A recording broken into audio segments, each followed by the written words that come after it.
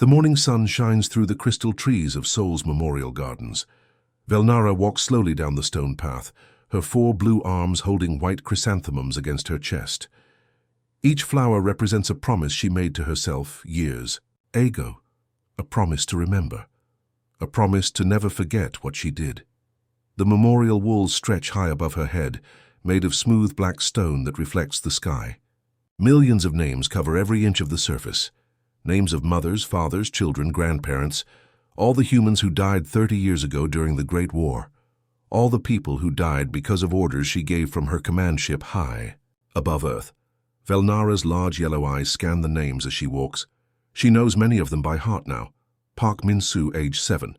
Lee Hye-jin, age 34. Cho Sung-ho, age 61. Each name burns in her memory like a small fire that never goes out. Behind her, she hears the sound of children laughing. 2 young kids, Hyun-woo and Ji-min, run between the memorial. A stone's chasing bright yellow butterflies. Their school uniforms are messy from playing in the grass. Their faces shine with joy and innocence. They have no idea that the tall alien woman watching them used to be their enemy. Hyun-woo trips and falls, scraping his knee on the ground. He starts to cry. Without thinking, Velnara drops her flowers and rushes to help him. Her 4 arms work quickly. One lifts him up, another brushes dirt from his clothes. The third reaches for a bandage from her bag, and the 4th gently wipes his tears. "There, little one," she says in perfect Korean, her voice soft like a mother's. Whisper. "The hurt will go away soon." Hyun-woo looks up at her strange face with its blue skin and golden eyes. He's not afraid. Children born after the war don't fear the Zephyrians anymore. To him, Velnara is just another adult who helps when kids get hurt. "Thank you, Teacher Vel," he says, using the name all the children call her. He runs back to play with Ji-min, already forgetting about his scraped knee. Velnara picks up her scattered flowers and continues walking. The children's laughter follows her down the path. It's a sound that makes her heart feel both heavy and light at the same time. Heavy because she knows what she took from this world. Light because she sees what still remains. She stops at a section. Of the wall marked Kim Family District 7. 14 names are carved into the black stone, a whole family that lived in a small apartment building in Busan. She remembers the day clearly. Her finger had hovered over the red button on her command console. The target appeared on her screen as just numbers and coordinates. She didn't think about the people inside. Now she knows their names: Kim Tae-ho, the father who worked at the shipyard; Kim So-ra, the mother who taught kindergarten; their children, their grandparents, their aunt who visited every Sunday for dinner, all gone in a flash of white light when her ship fired its plasma cannon. Velnara places 1 flower at the base of each name. 14 white chrysanthemums for 14 lives she ended. She does this every morning. It's part of her punishment, but also part of her healing. The flowers are her way of saying sorry to people who can never hear her apology. The sky above. Earth was dark with Zephyrian warships. Hundreds of massive vessels floated like metal mountains, their weapons glowing with deadly energy. For 3 years the war had raged across the galaxy. Now it was ending.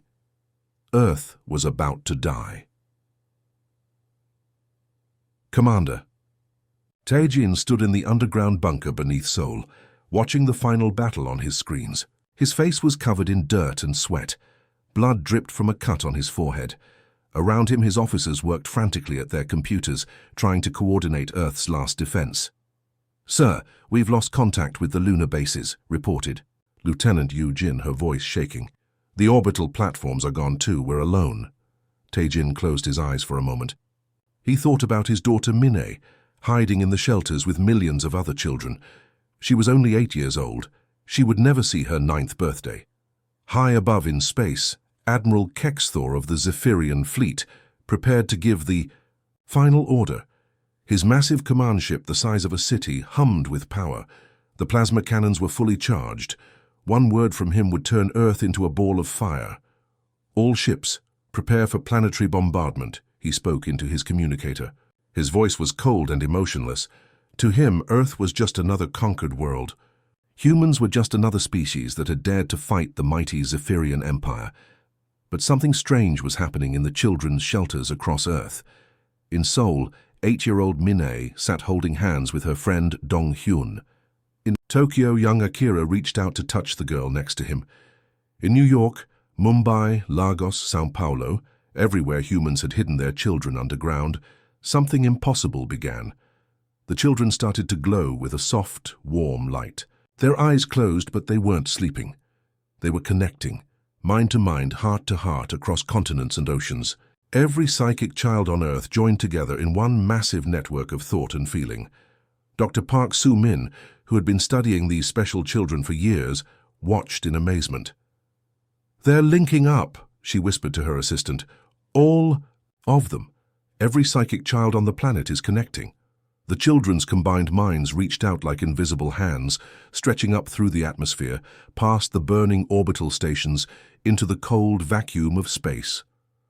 They touched the minds of every Zephyrian warrior in the fleet, and then it happened. Every alien soldier suddenly felt everything. Every human death they had caused flooded into their minds like a tsunami of pain and sorrow.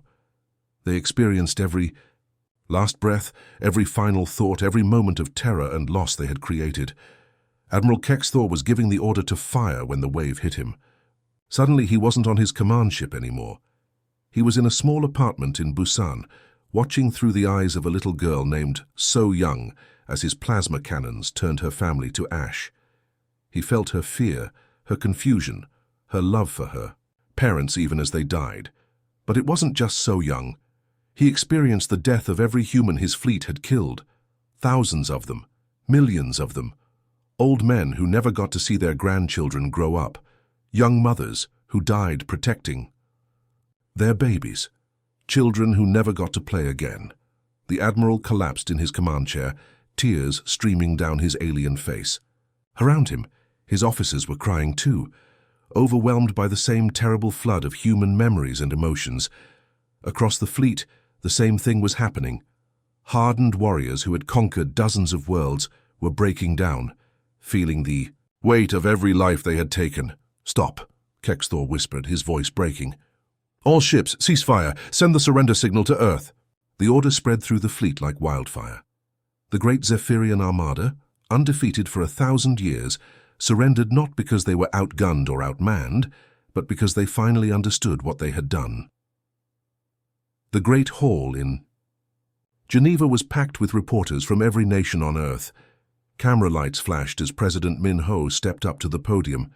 His grey hair showed the stress of the war years, but his voice was strong and clear. The whole world was watching, waiting to hear what would happen to their former enemies.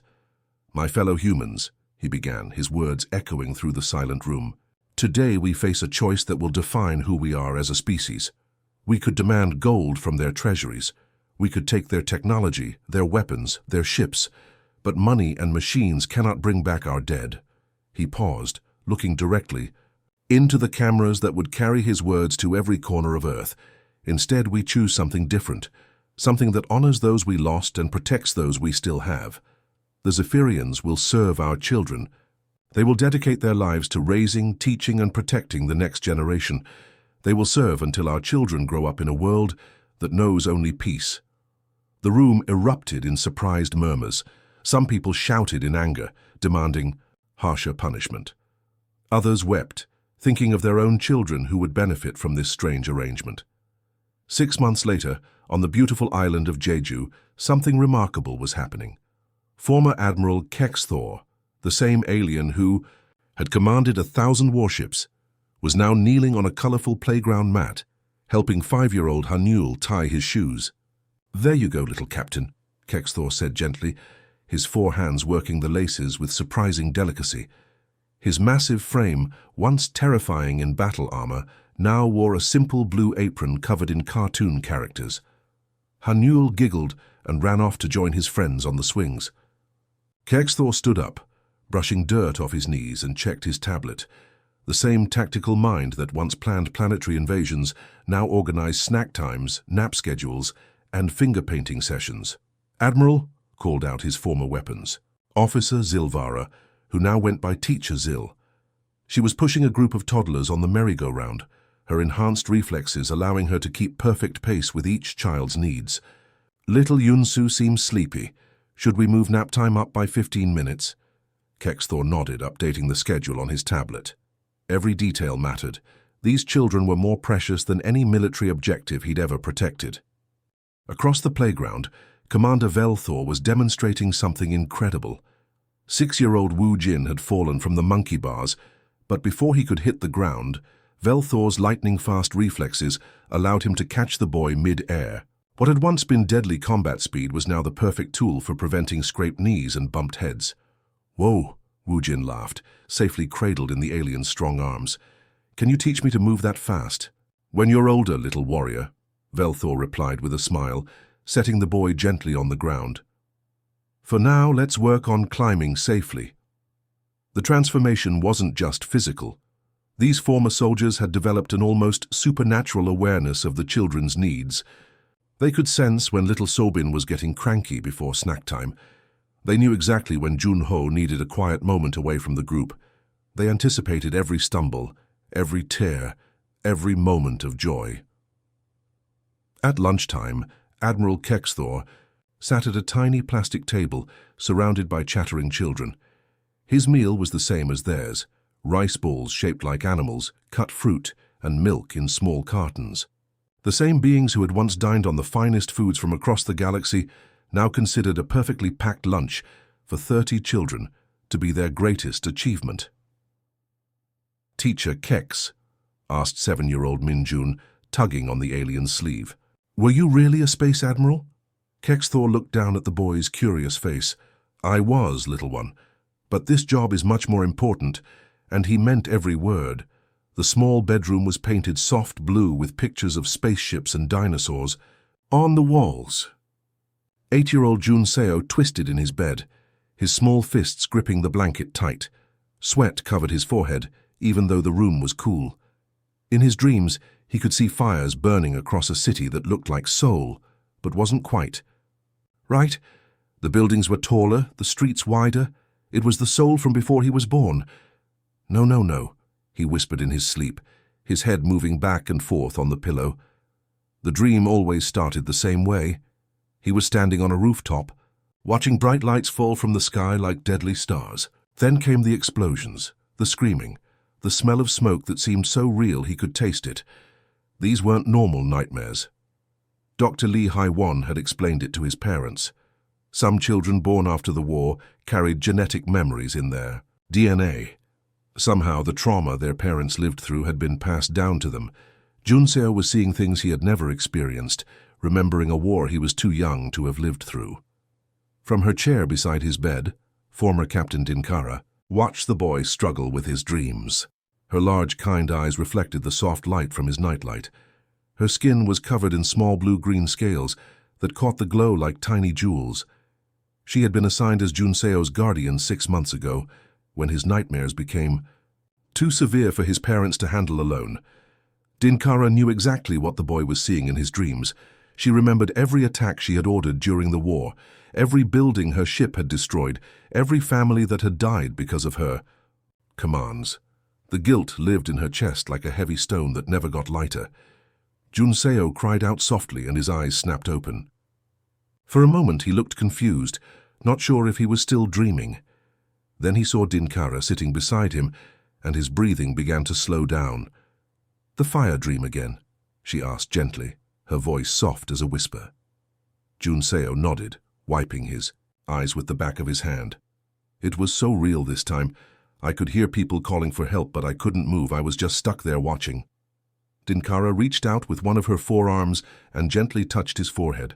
Her scaled hand was surprisingly warm and soft. "Would you like me to tell you about the fires in your dream?" This was something new. Usually she just comforted him and helped him go back to sleep, but tonight felt different. "You know about them?" Junseo asked, sitting up in his bed. "I know about them because I made them," Dinkara said simply. "The fires you see in your dreams came from weapons on my ship. I was the captain who gave those orders." Junseo stared at her with wide eyes. He had known that Dinkara was a former enemy soldier, but hearing her admit to being in his nightmares was shocking. "You were there, in the war." "I was there. And I did terrible things. Things that hurt your people, your family's memories, even." Your dreams. She paused, choosing her words carefully. But do you know what I've learned since then? Junseo shook his head. Every morning when you wake up and smile at me, every time you laugh during breakfast, every time you hug me goodnight, those moments put out the fires a little bit more. Your happiness is stronger than the sadness I caused. The boy thought about this for a long moment. It was a big idea for an 8-year-old to understand. So my dreams will stop hurting if I keep being happy. I think so, little one. And I'll help you be happy, starting with making your favorite rice cakes for breakfast tomorrow. Junseo's face lit up. Dinkara's rice cakes were legendary among all the children in their neighborhood. She had learned to cook human food with the same precision she once used to plan military strikes. Every grain of rice was perfect, every flavor balanced just right. The ones with the sweet red beans inside? He asked hopefully. The ones with sweet red beans inside, she confirmed. As Junseo settled back under his covers, he felt safer than he had in weeks. He didn't fully understand forgiveness yet, but he understood that the alien who had once been his enemy now cared about his dreams more than anyone else in the world. Deep inside the red caves of Mars, where the human mining colonies carved their homes from ancient rock, General Mortek paced back and forth like a caged animal. His massive frame cast long shadows on the cave walls as flickering lights danced around him. Unlike his fellow Zephyrians back on Earth, Mortek had refused to accept the treaty. He had fled to Mars with 50 of his most loyal soldiers, hiding in the abandoned mining tunnels. Look what we've become, he growled to his followers, his 4 fists clenched in anger. Once we ruled the stars, we conquered entire worlds. Now our brothers and sisters change diapers and wipe runny noses for the very species we nearly destroyed. His Lieutenant Kravex nodded in agreement. It's shameful, General. We were warriors, not babysitters. The humans have made us weak, with their strange punishment. Around them, other rebel Zephyrians muttered their agreement. They lived like outcasts in these caves, eating processed food packets and drinking recycled water. They watched from hidden cameras as their former comrades on Earth seemed happy playing with human children, teaching in schools, making lunches, and reading bedtime stories. They've been brainwashed, Mortek declared. The humans have poisoned their minds somehow, made them forget who they really are. Tonight we remind them. The plan was simple. The rebels would attack Earth's orbital defense stations, forcing the Zephyrian Guardians to choose between protecting their human charges and fighting their own kind.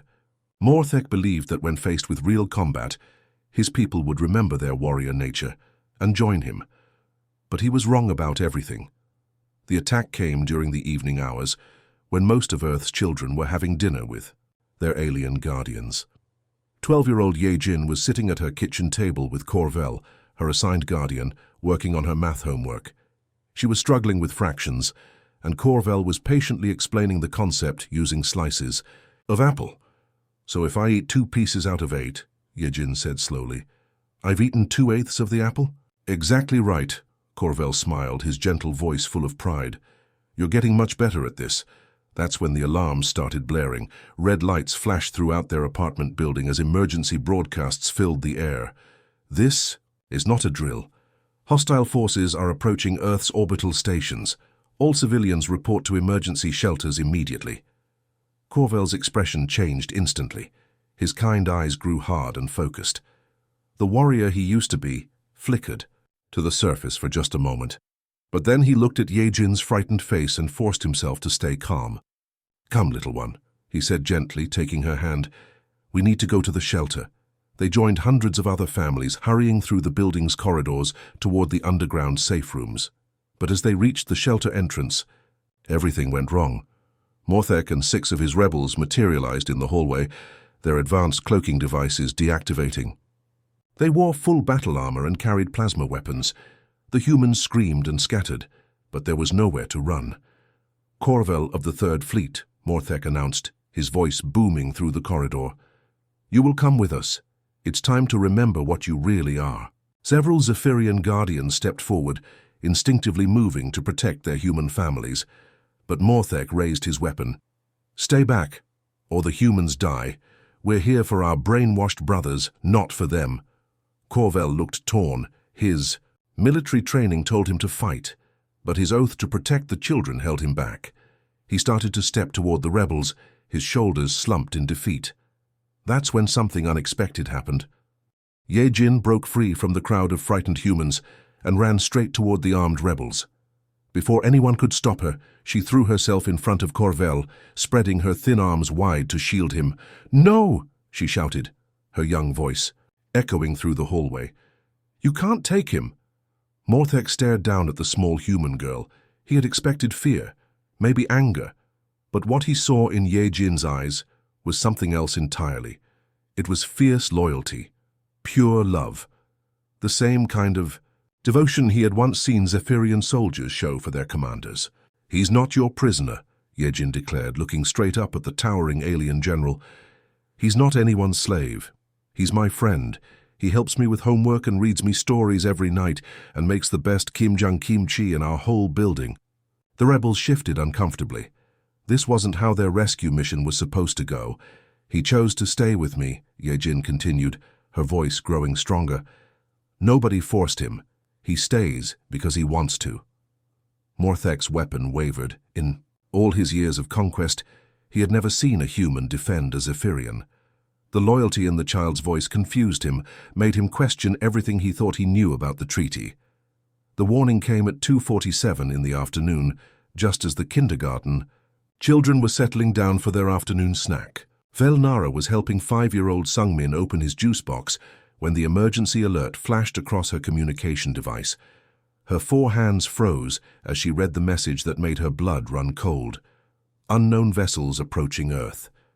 Configuration matches hegemony pirate fleets. Estimated arrival 6 hours. The hegemony pirates were the worst kind of scavengers in the galaxy. They traveled in packs, attacking weakened worlds and stealing everything they could carry. Unlike the Zephyrians, who had fought with honor during the war, these pirates had no rules, no mercy, and no limits to their cruelty. Velnara's mind raced as she processed the situation.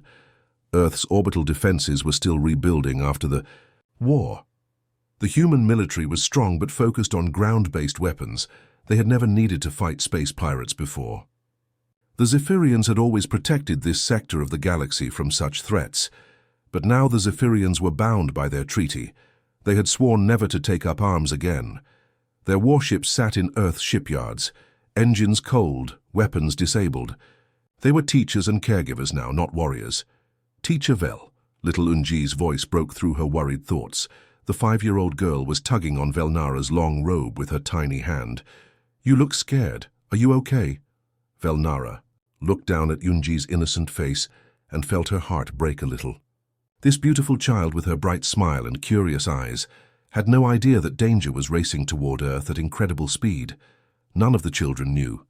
They were safe in their classroom, sharing cookies and practicing their alphabet, trusting completely that the adults would protect them.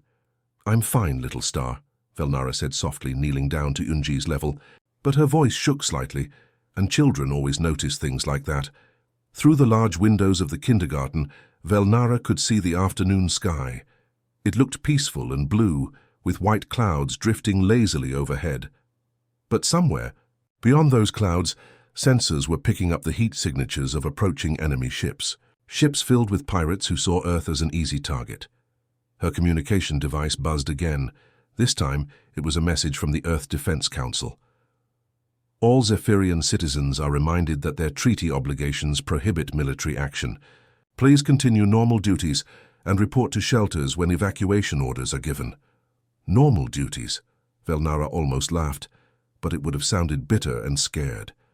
Her normal duties involved helping children tie their shoes, teaching them to count to 20, and making sure they ate their vegetables. How could she think about spelling lessons when death was approaching from space? Around the classroom, 18 children played quietly with their toys and books. There was Jae-hyun, who loved dinosaur puzzles. Min Seo, who always shared her snacks with anyone who forgot to bring one. Tae-young, who had been afraid of aliens when he first met Velnara, but now hugged her legs every morning when his mother dropped him off. These children trusted her completely. When they were scared, they ran to her for comfort. When they were hurt, she was the one who kissed their scraped knees and made them feel better. She had become more than their teacher. She was their protector, their guardian, their safe place in a sometimes frightening world. But how could she protect them from space pirates with nothing but crayons and picture books? The terrible truth hit her like a physical blow. She wasn't afraid of the pirates. Pirates could be fought, could be defeated by someone with the right skills and weapons. What terrified her was the thought of little Unji looking up at her with those trusting eyes as the world burned around them, waiting for Teacher Vel to make everything okay again.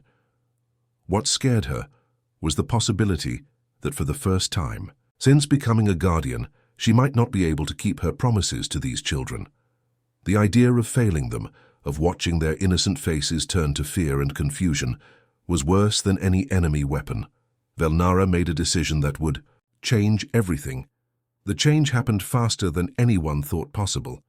Across Earth, thousands of Zephyrian Guardians received the same message on their devices. Emergency Protocol 7. All former military personnel report to nearest spaceport. The children need you to be warriors again. At the Sol spaceport, Velnara ran through the massive hangar, where her old command ship sat covered in dust sheets. The ship she hadn't seen in 5 years looked smaller than she remembered, but her heart still recognized the familiar curves of its hull. Her fingers moved automatically over the control panels as systems that had been sleeping for years hummed back to life. "Teacher Vel!" came a small voice from behind her.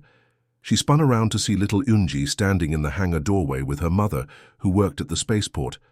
"Are you going somewhere?" Velnara's heart ached. She wanted to run to the child, to hold her safe, but there wasn't time. "I have to help protect Earth, little star, but I'll be back very soon, I promise." Meanwhile, across the city, former General Dinkara was strapping herself into the pilot seat of her battlecruiser. But unlike the old days, she wasn't alone. On the screen in front of her, she could see her classroom where her assistant teacher was trying to keep 26-year-olds calm during their afternoon lesson. "Children," Dinkara spoke into her headset as her ship's engines started to rumble. "Teacher Din has to go help some people, but I want you to keep practicing your counting while I'm gone." 7-year-old Hajun looked confused as he stared at the screen showing his teacher in what looked like a spaceship cockpit. "Teacher Din, are you really flying a spaceship?" "Yes, little warrior," she replied, her 4 hands moving across the controls with practiced skill. Her ship lifted off the ground and shot toward the sky. "But don't worry, I'll be back before snack time." The transformation was remarkable to watch. Teachers who had spent years patiently tying shoelaces and wiping runny noses now moved with the precision of trained soldiers. Their enhanced reflexes, which had been used to catch falling children and prevent playground accidents, now helped them pilot their ships through dangerous maneuvers. In space above Earth, the pirate fleet was getting closer. 12 massive ships filled with criminals who had spent years raiding peaceful planets. They expected Earth to be easy prey, a world full of humans with no space-based defenses worth mentioning. They were very wrong. The first wave of Zephyrian ships met the pirates near the moon. Captain Zorvel, who spent his days teaching children how to read, now commanded a strike fighter with deadly efficiency. But even as he engaged enemy vessels, his communication system stayed connected to his school. "Mr. Zor," came the excited voice of 8-year-old Boram through his headset. "We can see bright lights in the sky. Are those fireworks?" "Something like that, little scholar," Zorvel replied calmly, even as he dodged laser fire from a pirate ship. "Keep watching your books, not the sky. I'll tell you all about it when I get back." The battle was unlike anything the galaxy had seen before. These weren't cold, ruthless warriors fighting for conquest or glory. These were parents and teachers and caregivers fighting to protect the children they had grown to love more than their own lives. Former Admiral Kexthor coordinated the entire fleet from his flagship, but his tablet showed feeds from 3 different daycare centers. He watched little Han-Nul playing with blocks while simultaneously directing a complex space battle. "All ships, formation Delta 7, he commanded over the fleet channel. Then, switching to his daycare frequency, "Nap time in 5 minutes, children.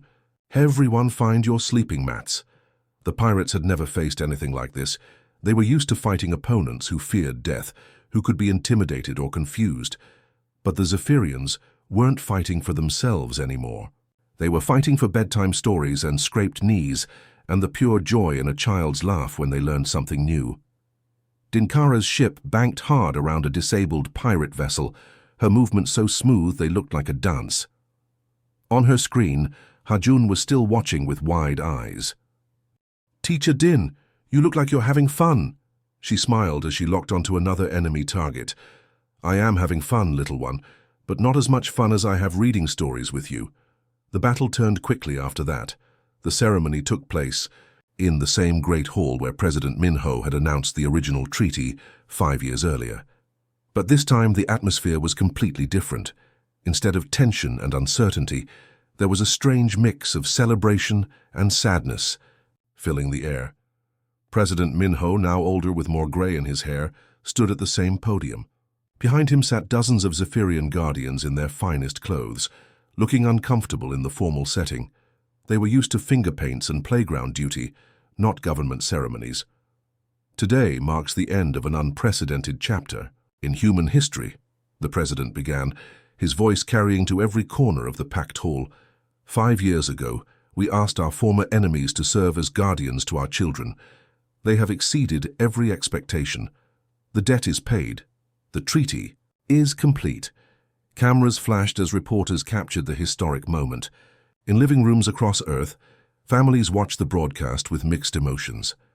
Many parents had grown to deeply respect and even love the alien guardians who had helped raise their children. Effective immediately, President Minho continued, "All Zephyrian citizens are free to leave Earth and return to their homeworlds. Ships are being prepared to take anyone who wishes to go back to the stars." In the audience, former Admiral Kexthor shifted uncomfortably in his seat. For weeks, he had been trying to decide what to do. Part of him missed the vastness of space, the freedom of traveling between worlds. But another part of him, a part that had grown stronger each day, couldn't imagine leaving little Hanul and the other children at his daycare center. The next morning, spaceports across Earth buzzed with activity as Zephyrian transport ships prepared for departure. About half of the Guardians had decided to leave, ready to start new lives on distant planets. They said their goodbyes to their human families with tears in their eyes, promising to never forget the children who had taught them what love really meant. But in schools and daycare centers around the world, something beautiful and heartbreaking was happening. At Sunshine Elementary School in Seoul, 6-year-old Subin stood with her classmates in their homeroom, all of them holding one end of a long paper banner they had made during art class. The banner was covered in colorful handprints, stick figure drawings, and words written in a child's careful handwriting. "Please stay with us, Teacher Vel." Velnara stood in the doorway, looking at the banner and the hopeful faces of her students. She had already packed her few belongings, ready to board the transport ship that afternoon. But seeing their banner made her heart feel like it was breaking into pieces. "We don't want you to go," Subin said, her lower lip trembling. "Who will help us with our math homework? Who will make our lunch taste good? Who will read us stories when we're scared?" Around the classroom, other children nodded in agreement. 7-year-old Min Jun stepped forward, holding a drawing he had made. It showed a stick figure of himself holding hands with a much taller figure that had 4 arms. "This is me and you," he explained seriously. "We're best friends forever. Best. Friends don't leave each other." Velnara knelt down so she was at eye level with the children. "You know I love you all very much, right? But I thought maybe you would be happier with human teachers, people who look like you and your families." 9-year-old Yerin shook her head firmly. "You are like our family. You take care of us when we're sick. You celebrate our birthdays. You worry about us when we're sad. That's what families do." Across town at the daycare center, Admiral Kexthor was having his own moment of realization. He sat in the small plastic chair where he ate lunch every day, surrounded by the children, who had become the center of his world. Harnul was on his lap, playing with the former Admiral's large hands and giggling every time Kexthor wiggled his fingers. "Teacher Kex," asked 5-year-old Sujin, "are you really going to fly away in a spaceship?" I was thinking about it," he admitted. The children looked at each other with worried expressions. Then Hanul looked up at him with those big, trusting eyes that had melted the old warrior's heart from the very first day. "But if you go away, who will make our snacks? And who will catch us when we fall down?" And who will tell us we're brave when we're scared of thunderstorms? That's when it hit him like a lightning bolt. The truth that had been growing in his heart for 5 years, but that he had been too proud to admit. These children didn't need him because he was paying a debt. They needed him because he was their family. And more importantly, he needed them just as much. He hadn't been serving a sentence. He had been building a home. 10 years had passed since the day of choice, and the Memorial Gardens in Seoul had grown into something beautiful and unexpected. The black stone walls still held the names of those lost during the Great War. But now new sections had been added. Alongside the human names were carved the names of Zephyrians, who had died protecting Earth from pirates, asteroid storms, and other dangers that came from space. Velnara walked the familiar paths every morning, but now her steps were lighter.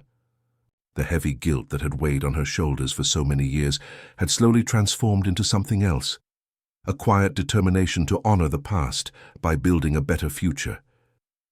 She no longer carried her flowers alone.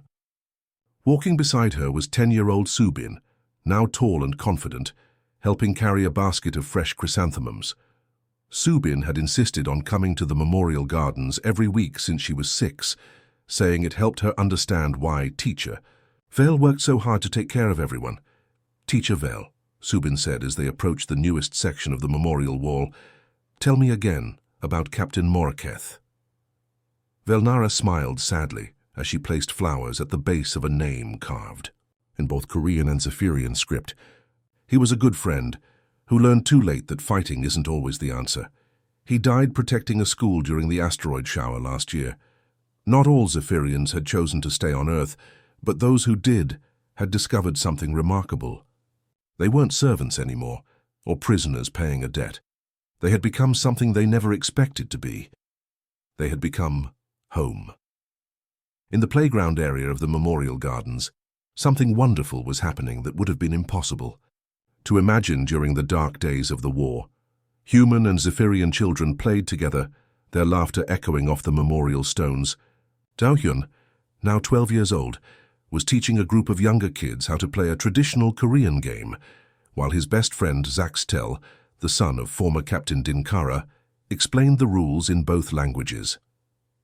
Zaxtel had been born on Earth 5 years ago, part of the first generation of Zephyrians who had never known any world but this one. He spoke Korean better than his native language, loved spicy Korean food more than traditional Zephyrian cuisine, and dreamed of becoming a teacher just like his mother. "Do-hyun, throw it higher," called out 7-year-old Nara as they played, with a traditional Korean shuttlecock. She was completely comfortable ordering around a boy who was 5 years older than her, the way kids always are when they're having fun together. Velnara watched them play and marveled at how natural it all seemed. These children didn't see differences in skin color or number of arms. They just saw friends to play with, teammates for games and companions for adventures. A small tug on her long coat made her look down. Standing beside her was 5-year-old Jiwoo, one of her newest students, holding up a piece of paper covered in colorful crayon marks. "Teacher Vel, I made this for you," Jiwoo announced proudly. The drawing was simple but clear. It showed 2 figures holding hands under a sky with 2 suns, one yellow like Earth's sun, and one blue-white like the sun of the Zephyrian homeworld. One figure was small and human-shaped, drawn in pink crayon. The other was taller with 4 arms colored in blue and green. "This is my family," Jiwoo explained with the matter-of-fact tone that only small children can manage. "That's me and that's you. We live together and take care of each other." Velnara felt tears start to form in her large eyes. In all her years as a military commander, traveling across the galaxy and conquering worlds, she had never found what she was really looking for. She had been searching for glory, for victory, for a place in history. But what she had found instead was something infinitely more valuable. She had found a little girl who drew pictures of them as family. The memorial gardens were quiet except for the sound of children playing and the gentle wind through the crystal trees. The names on the walls would always remind everyone of the cost of war, but the laughter in the air spoke of something else. The possibility of peace, built one, friendship at a time. Former Admiral Kexthor approached, leading a group of his daycare kids on their weekly visit to the gardens. Now, in his 70s by human years, he moved more slowly, but his eyes still sparkled when he was surrounded by children. "Teacher Kex," called out little Minnie, tugging on his sleeve. "Why do we come here every week?" He knelt down to her level, his old joints creaking slightly. "We come here to remember, little star. To remember that love is always stronger than hate, and that families can be built from the most unexpected places." Looking around at the mixed group of human and Zephyrian children playing together in the shadow of the memorial walls, Velnara realized the profound truth that had taken decades to fully understand. The Zephyrians had come to Earth as conquerors, seeking to claim another world for their empire. But they had discovered something far more precious than any territory they could have seized. They had found home, not a place on a map, but a feeling in their hearts. The feeling that comes from being needed, being loved, and being part of something bigger than yourself. They had found family,